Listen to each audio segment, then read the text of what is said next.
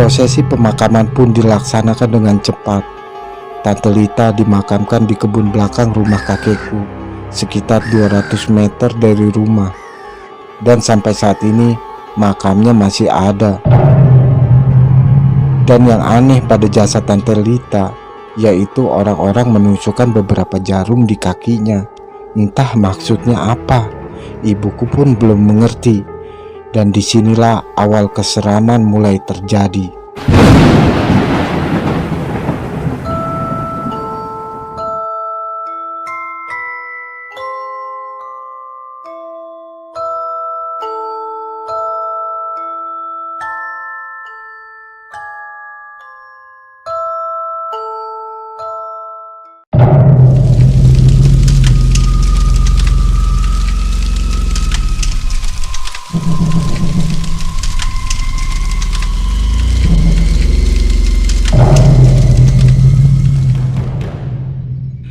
Kakekku pernah menegur ibuku karena cerita ini.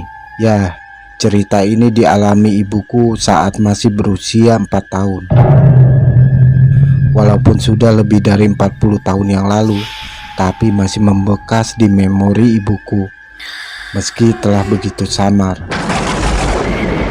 Salah satu rumah di sebuah kampung yang jauh dari kota di Provinsi Sulawesi Tenggara pada pertengahan tahun 1967 tengah mengadakan kenduri pernikahan.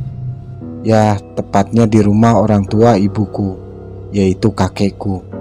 Dan yang melangsungkan pernikahan adalah adik dari ayah ibuku.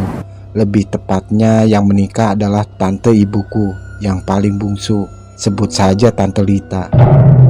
Singkat cerita, setelah sebulan menikah, Tante Lita dan suaminya memutuskan untuk pindah. Mereka memilih untuk tinggal di kebun.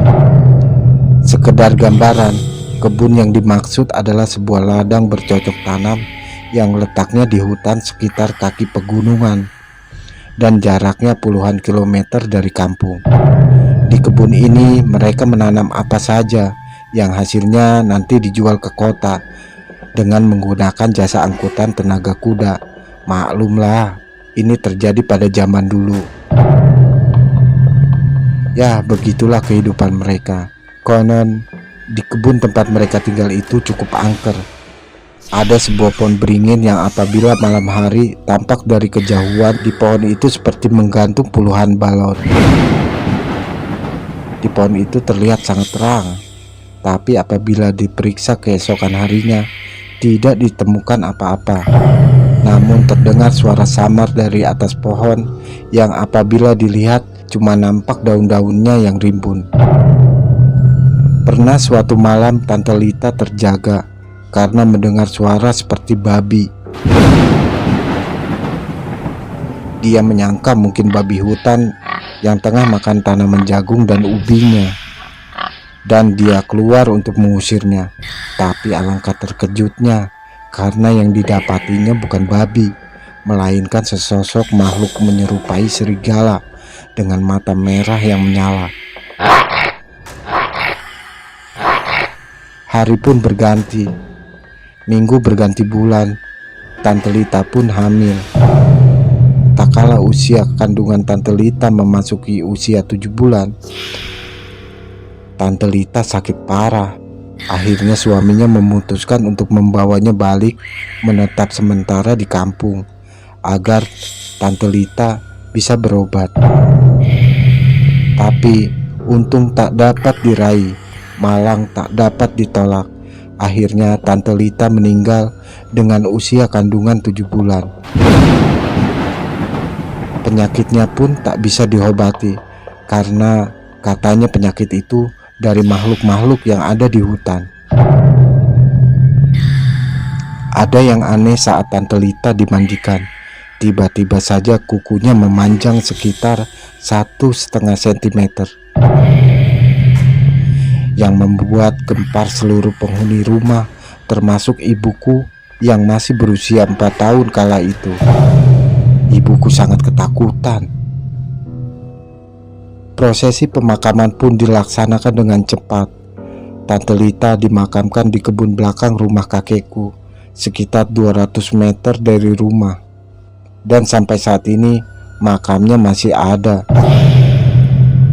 Dan yang aneh pada jasad Tante Lita, yaitu orang-orang menusukkan beberapa jarum di kakinya.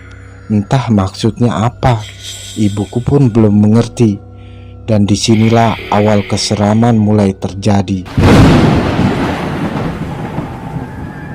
Malam pertama, malam harinya keluarga dan tetangga datang untuk membacakan ayat-ayat suci Al-Quran. Kesedihan masih terlihat di raut wajah suami Tante Lita dan kakekku. Pada pukul 10 malam, para tetangga dan kerabat pun pulang ke rumah masing-masing. Yang tersisa di rumah cuma kakek, nenek, suami Tante Lita, dan ibuku yang masih berusia 4 tahun, serta saudara-saudaranya yang lain. Kata ibuku ketika menceritakan kisah ini padaku, menjelang tengah malam terdengar suara tangisan meraung-raung histeris dari arah makam Tante Lita.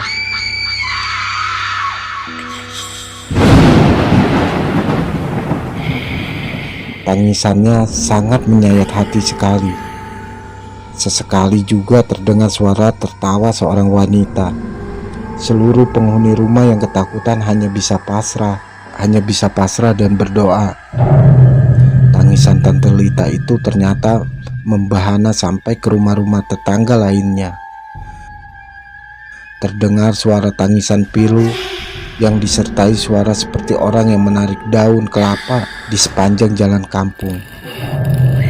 Kontan saja keesokan harinya menjadi gosip yang hangat di kampung dan membuat warga di desa takut keluar rumah bila malam telah tiba. Malam kedua Tante Lita dimakamkan, tinggal beberapa orang saja yang datang melanjutkan pengajian di rumah kakek. Itu pun pada pukul jam 9 mereka sudah pamit pulang. Konon kata ibuku, malamnya di dinding rumah kakekku yang terbuat dari papan itu terdengar seperti suara orang yang mencakar-cakar dari luar rumah. Menjelang lewat tengah malam, suami Tante Lita hendak buang air kecil, maka diraihnya lah lampu tempel. Maklum belum ada listrik yang masuk desa pada waktu itu. Dan kemudian suami Tante Lita berjalan menuju dapur. Ketika sedang asik buang air kecil, tiba-tiba suami Tante Lita merasakan bulu kuduknya berdiri. Dan tiba-tiba saja dia mendengar suara tawa cekikikan. Benar saja, di sudut dapur sekitar 5 meter dari tempat dia buang air kecil, terlihat Tante Lita berdiri dengan bola mata berwarna putih dan sekitar matanya yang hitam. Rambutnya terurai sampai di punggungnya. Betapa terkejutnya suami Tante Lita. Mereka pun saling beradu pandang, dan yang paling mengerikan dan menjijikan, terlihat arwah Tante Lita menggendong sebuah orok bayi yang masih merah. Suami Tante Lita tidak dapat bergerak.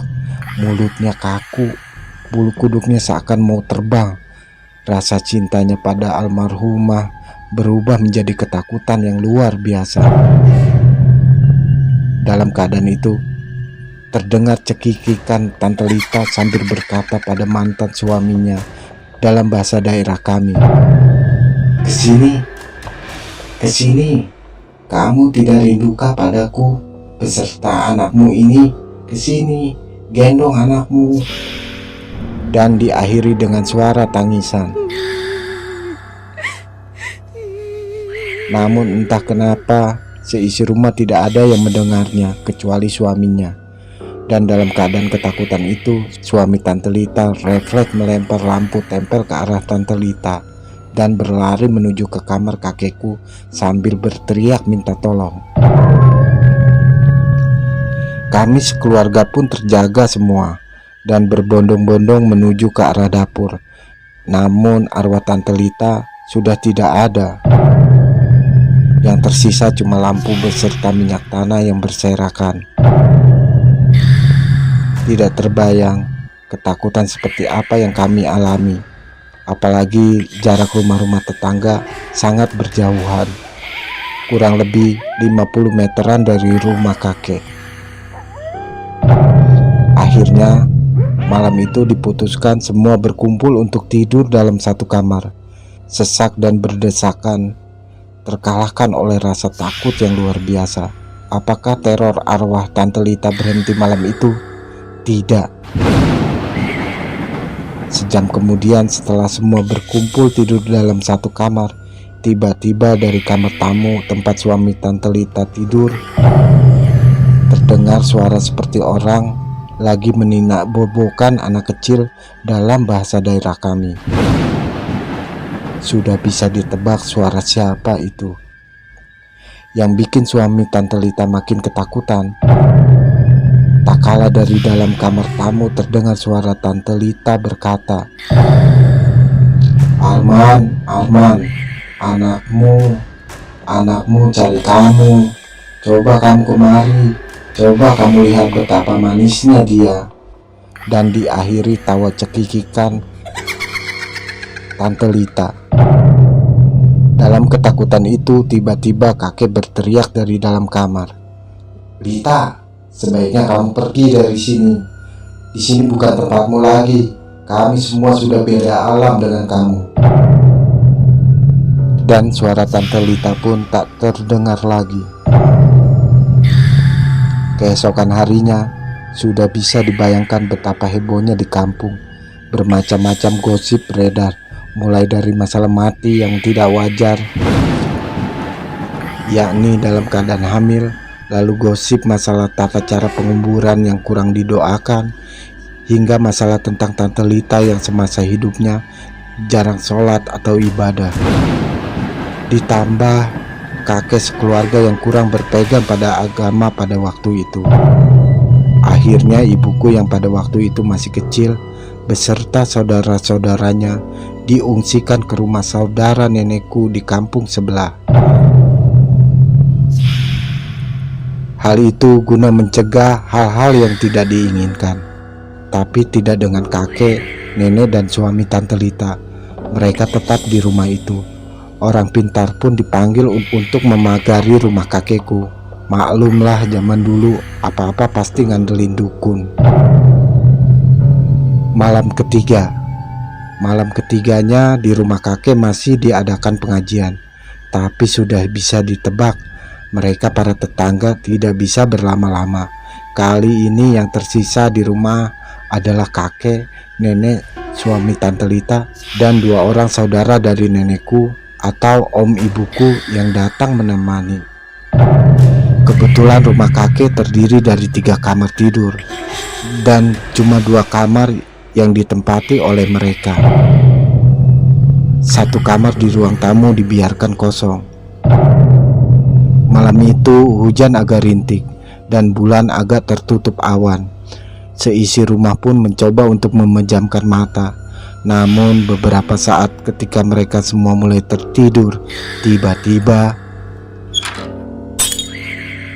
suara yang berasal dari kamar tamu membangunkan seisi rumah. Semua berlari ke kamar tamu dan mendapati kaca lemari pakaian telah pecah.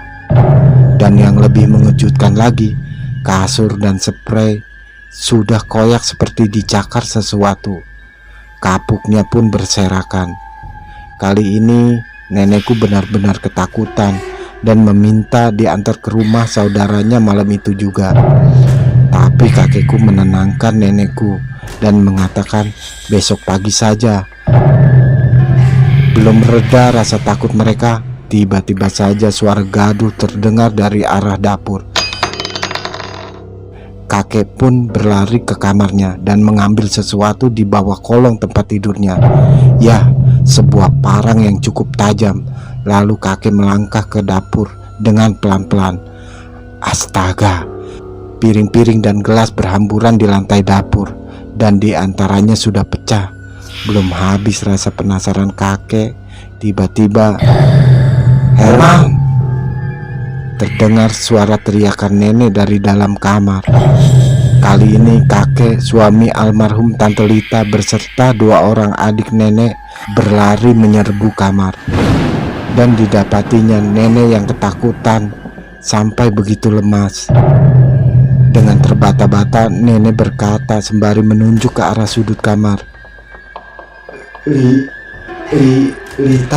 Lita dengan anaknya. Ternyata waktu terjadi kegaduhan di dapur, nenek memilih lari ke kamar untuk sembunyi. Niat untuk menghindari, tapi justru ketemu dengan arwah Tante Lita yang menggendong bayinya di dalam kamar. Namun kini arwah itu sudah hilang dengan meninggalkan aroma kapur barus. Akhirnya malam itu mereka berkumpul di ruang tengah guna menunggu subuh. Rasa kantuk pun sepertinya lenyap. Tapi belum lama mereka hendak menenangkan diri, tiba-tiba dari arah belakang rumah terdengar suara anjing yang mengeluarkan suara tertentu. Dan rupanya kakek sangat paham akan suara anjing itu. Dengan berbekal parang tajam yang masih melekat di tangannya, tiba-tiba kakek berlari ke arah dapur dan membuka pintu dapur. Kakek segera menyerbu ke tempat di mana dia mendengar suara anjing tadi. Kakek pun berteriak, "Setan durhaka!" sambil mengayunkan parang ke arah rumpun pisang. Tak ayal lagi, sebuah anak pohon pisang tumbang karena sabetan parang. Namun baru saja beberapa detik, tiba-tiba anjing tadi menyalak lagi. Kali ini berasal dari arah rimbunan pohon kopi sekitar 15 meter dari tempat kakekku berdiri. Dari remang-remang rimbunan pohon kopi itu terlihat arwah Tante Lita berdiri. Dengan sigap kakekku berlari mendekati rimbunan pohon kopi tersebut dan mengibaskan parangnya ke arah arwah adiknya itu. Tapi lagi-lagi cuma ranting dan daun-daun kopi saja yang berguguran, dan arwah Tante Lita pun telah hilang kembali. Saya yang mendengar cerita ini dari ibuku sempat berpikir, apakah iya parang bisa melukai makhluk halus. Akhirnya kakek tidak melihat lagi penampakan Tante Lita. Beliau pun memutuskan kembali ke dalam rumah dan berkumpul kembali di ruang tengah bersama yang lainnya. Tidak ada suara, cuma hening. Kakek, nenek, suami almarhum, dan kedua saudara nenek cuma bisa diam. Dan kakek sempat melirik jam dinding yang telah menunjukkan pukul 3 dini hari. Sampai akhirnya, Tolong! Samar-samar suara itu terdengar, tapi mereka belum tahu dari mana suara itu. Mereka pun memasang pendengaran baik-baik, dan akhirnya mereka dapat mengetahui asal suara tersebut. Suara itu terdengar dari rumah tetangga, sekitar 50 meter dari rumah kakek. Akhirnya mereka memutuskan keluar rumah dan menuju rumah tetangga itu. Ya, tepat sekali, tangisan itu berasal dari rumah tetangga. Sebut saja Pak Siwo, dan suara tangisan itu adalah suara tangisan istrinya. Beberapa tetangga lain pun juga berdatangan, dan mereka semua menghambur masuk ke dalam rumah Pak Siwo. Dan astagfirullahaladzim, mereka melihat pemandangan yang cukup mengerikan. Pak Siwo lagi terkapar tak bernyawa di dapur dan diratapi oleh istrinya dengan luka robek di punggungnya yang menghitam seperti bekas cakaran, cukup dalam dan mengeluarkan banyak darah. Seperti yang diungkapkan oleh istri Pak Siwo, bahwa malam itu Pak Siwo memang sedang sakit perut. Menjelang subuh, Pak Siwo bangun hendak buang air besar di belakang rumahnya. Zaman dulu di kampung masih belum ada yang punya WC, yang ada cuma kakus. Tak lama tiba-tiba istri Pak Siwo mendengar suara cekikikan disusul suara erangan kesakitan suaminya dari arah dapur. Istrinya pun keluar dari kamarnya berlari menuju dapur dan mendapati Pak Siwo yang tengah mengerang kesakitan sambil memegang punggungnya yang menyemburkan darah. Bahkan istri Pak Siwo masih sempat melihat arwah Tante Lita keluar dari dapur dengan melayang tembus melalui dinding dapur disertai suara cekikikan. Akhirnya, dalam waktu sekejap, Pak Siwo menghembuskan napasnya yang terakhir. Sudah bisa ditebak, cacian dan makian warga dilontarkan kepada keluarga kakekku. Bahkan sampai tuntutan pun dilayangkan. Akhirnya subuh itu juga, kakek beserta beberapa warga kampung dengan berbekal obor mendatangi kuburan Tante Lita yang berjarak 200 meter di belakang rumah kakek. Mereka mencabut nisan kuburan di Tante Lita dan memasangnya terbalik. Kemudian warga mengumpulkan ranting dan daun-daun kering lalu membakar kuburannya. Konon katanya dari dalam kuburan terdengar suara orang yang menangis. Sejak hari itu tak ada lagi teror almarhum Tante Lita. Aku yang mendengar kisah 40 tahun silam dari ibuku itu langsung mengecek kebenaran cerita ini pada kakek, nenek, dan saudara-saudara ibu. Dan betapa terkejutnya mereka semua. Mereka lantas menegur ibuku karena sudah mengungkit masa lalu. Mereka berpesan kepadaku agar tidak menceritakan hal ini kepada siapapun, karena ini merupakan kisah kelam keluargaku.